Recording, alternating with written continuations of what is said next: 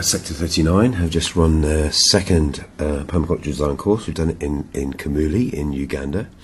Uganda, of course, sits on top of Lake Victoria and goes quite a bit way down to the west of it and straddles the equator. It's in the humid tropics. The humid tropics gets its own chapter in Bill Mollison's design manual, so it's very interesting to be working in that environment.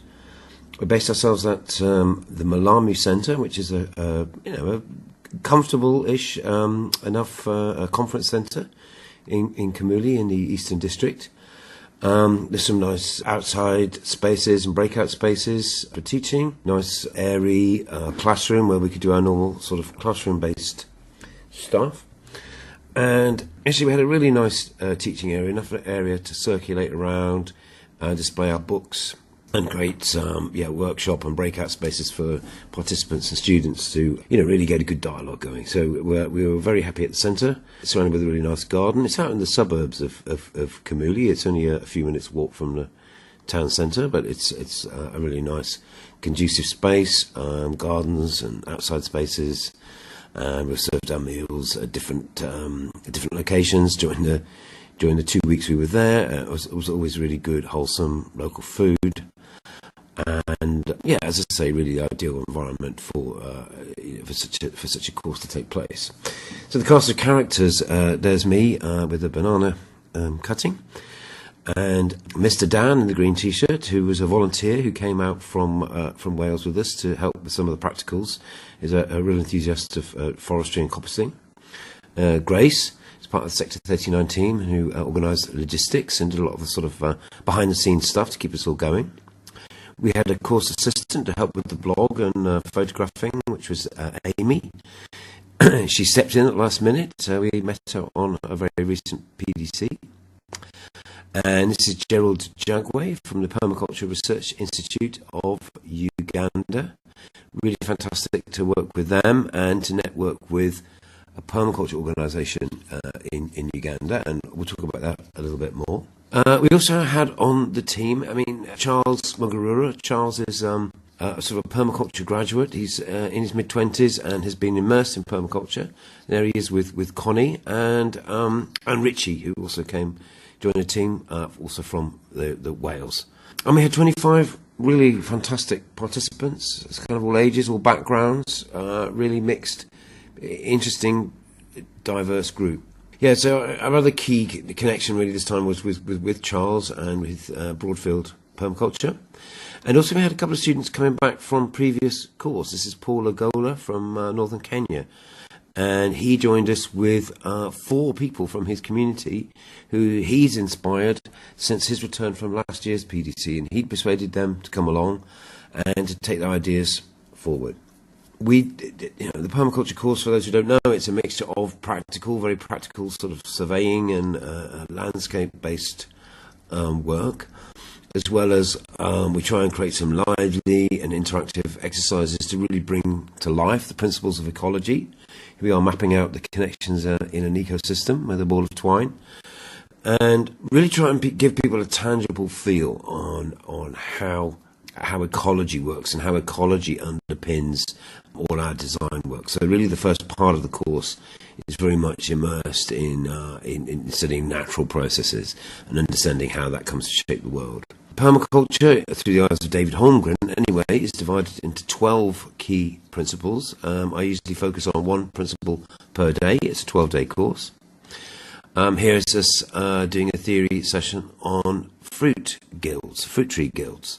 And also we do a lot. We try to make people really feel together and feel part of something that's bigger than themselves. The permaculture movement, going into climate change, permaculture education, permaculture as a sort of social and transformative process. So there's a lot of inclusivity, a lot of team building, and a lot of sort of deliberate attempts really to build connections between people and make people feel connected to wider communities. Here's the Fruit Tree Guild, which is an ecological metaphor for a community.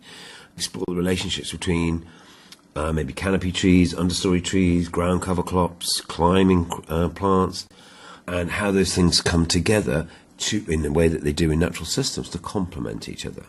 And of course, this understanding of the interconnections or in natural systems overflows into the interconnections with human and social connections.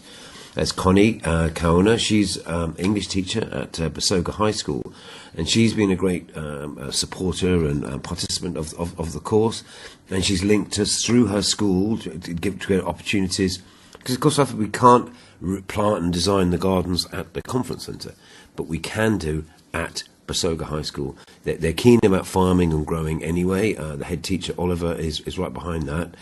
And so she's delighted to have our input. And through Connie, we've gained access to staff, students, and resources to be able to actually take some of the theory ideas from the classroom and go out there and literally make them happen. Here we are planting our first banana circle at Basoga High School. You know, we've talked about it in theory. We've mapped out the principles. And we've talked about the roles that different plants play in ecosystems and so forth. And then this is only halfway through the first week, and we're already actually doing it, you know, making a change. There's our banana root cutting, and we're planting that directly but at the school where some of the course participants are actually working.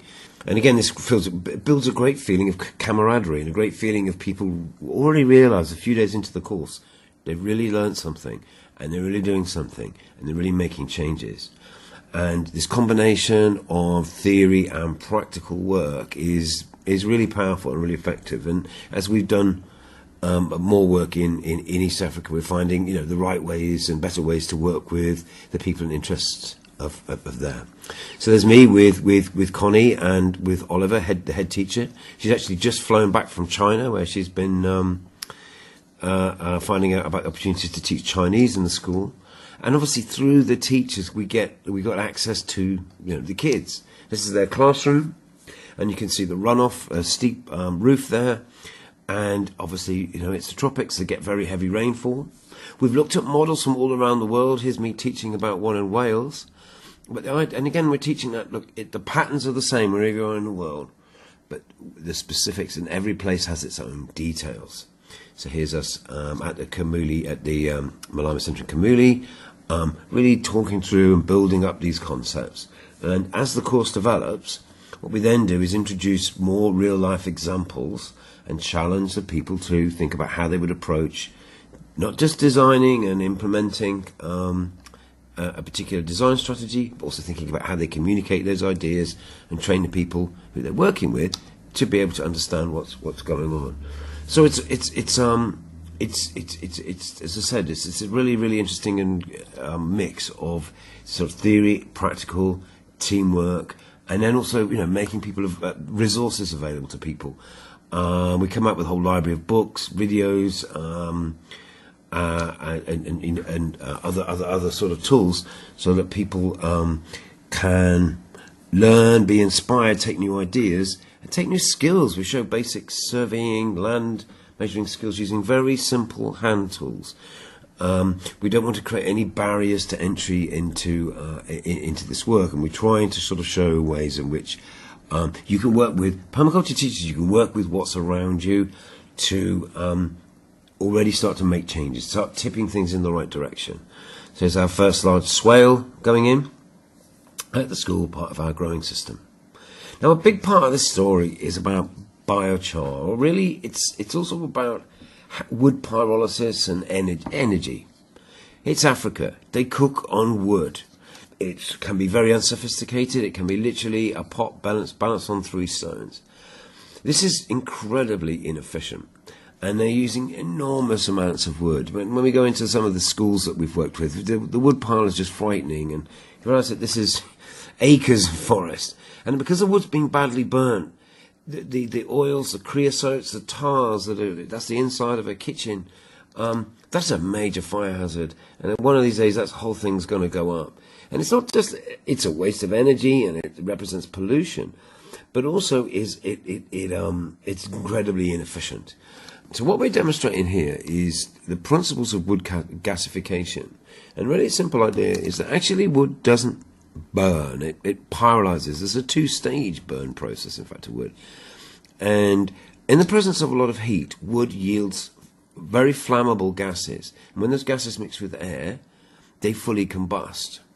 And what it leaves behind is, and if you extinguish the fire then using water, once the gases have burnt off, you can hold back that the charcoal, if you like, and use it differently.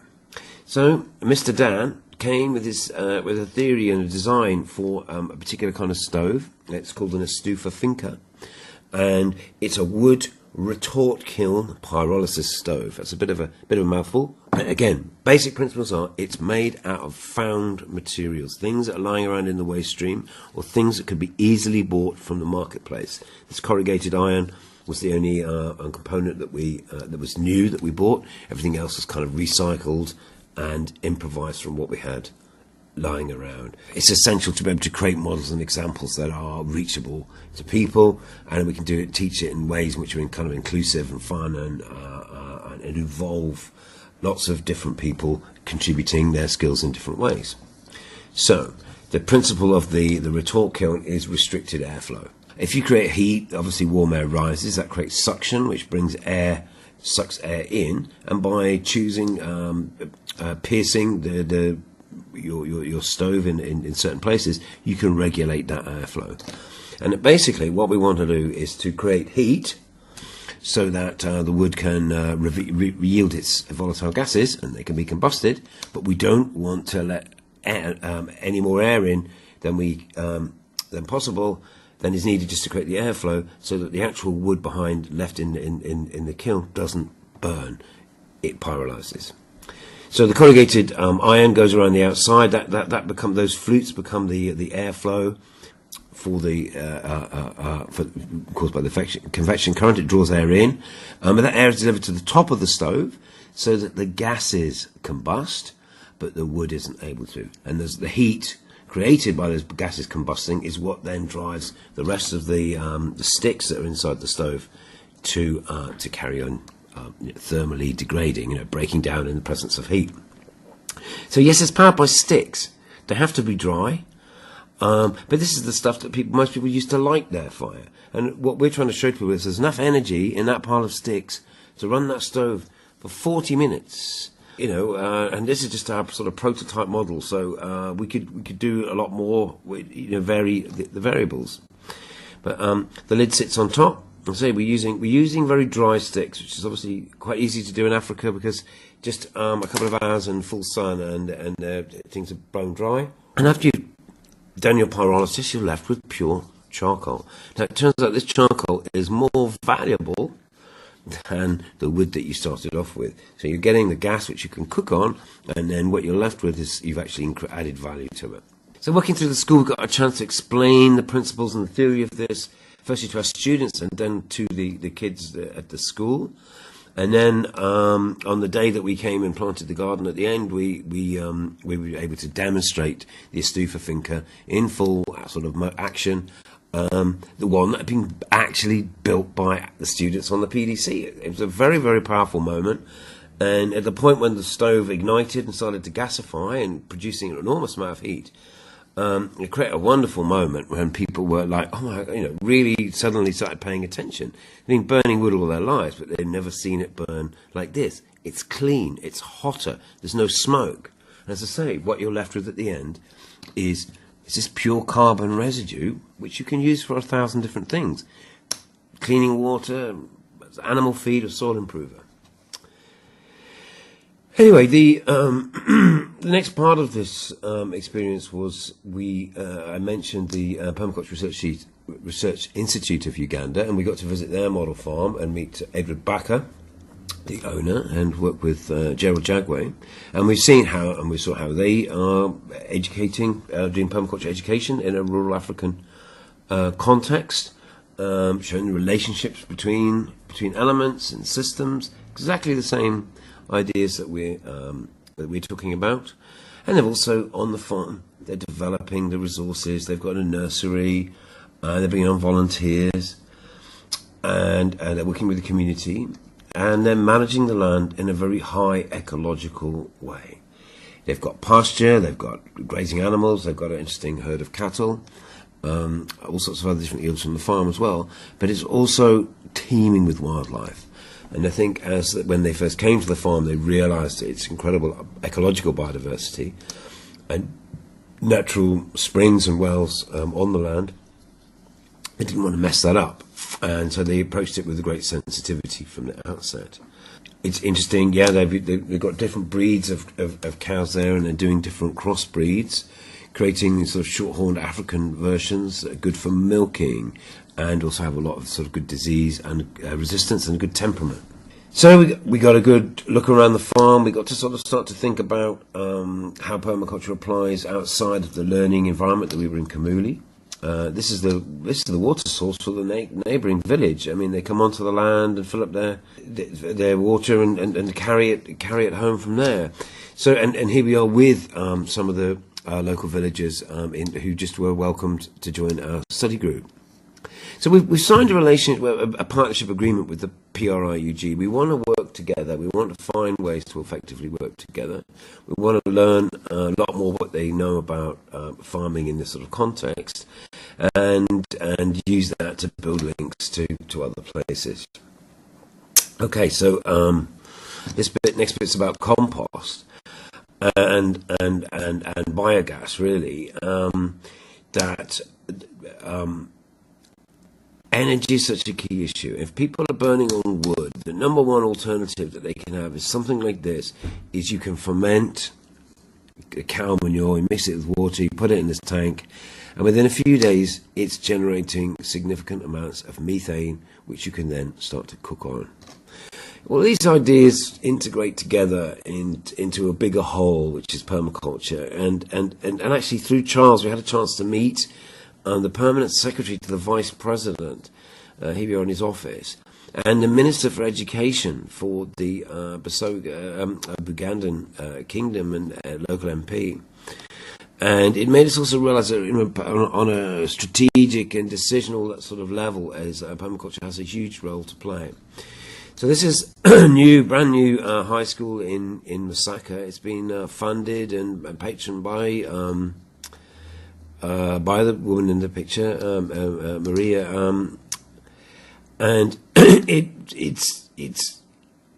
we were given an extraordinary welcome when we went there. Over 1,000 kids lined up in the sun and sang the school anthem to us, which was hugely moving and really powerful experience.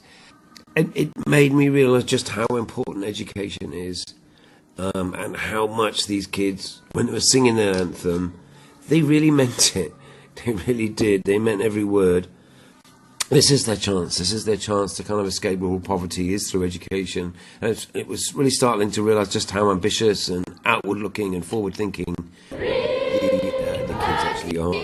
There's Mary, the woman in the pink. She is the founder of the school. They're singing her praises in the school anthem, and many of them see her as a sort of a matriarchal, maternal figure, and it was a really, really moving experience to be there and to feel the presence of these kids, and also made us sort of really dedicate on the idea that their enthusiasm for permaculture, bring permaculture into the school, there's really practical things that we've already been demonstrating. They want it, and it really challenges us to think about how can we really do that? How can we deliver, with the scant resources that we have and the distances involved. So we built this partnership with PDCUG, and we've also signed a partnership agreement with Oilfield Enterprises Uganda. That's Charles's permaculture business. And between us, we're starting to think we need to be a bit more ambitious. We need to come back and do another PDC next year in May. We think we found the ideal venue for that, location to do that, which is really exciting. Actually, having got all these people together, we're now thinking we probably need to have some kind of conference so that we can talk to more of the teachers and the connections of the people that we have through Mary and through the Vice President's office. So we've got the royal tour of the school, and we've got a real sort of sense of what it is, all the fantastic strengths and positives, and where are the things that still need to be attended to. And I got the chance to present for an hour to 75 heads of school to really lay out the possibilities for permaculture and collaboration, and with a very strong endorsement from the MP, from Mary, about the potentials of this. These are some pictures of the more spontaneous settlement parts of Kampala, less planned, and so, again, course students are living in such areas. And we've linked together here with a Belgian team who are doing composting experiments with a guy called Crispin, who's one of the few Ugandans that we met who was really on top of the, really could see the potential with composting urban refuse into compost that can be used to kickstart local growing projects. Okay, so the final sort of element, chapter of this talk is about education. It's about permaculture in schools. For us going forward with it, we really want to see schools embrace permaculture. And we were so lucky, so excited to be invited to Sabina School, which is a school that has indeed done that.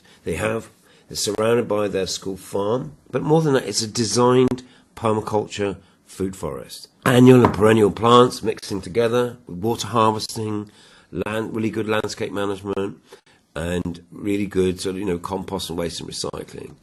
A really nice learning environment, really functional infrastructure. The school also has boarding house. Some of the kids are orphans. We are in the heart of where the AIDS epidemic began. Happily, that's now under control, but there's still a lot of displaced and broken families. So Sabina School, also because of where it is, and for that reason, in 2008, 2010, a team of Australian permaculture designers led by Rosemary Morrow came and spent a couple of years there, and came up with a design for the school, which was just hammered flat, bare earth all around it, to see how that could sequentially grow and into a productive, diverse, permaculture environment. Something that could produce a significant amount of yields for the school and harvest and process the waste, the compost, rainwater, roof water runoff, that kind of thing, passively and easily, in a way in which, it creates an abundance, but also a learning environment around the school that the kids can enjoy and explore, and just actually create such a wonderful place for kind of barefoot childhood.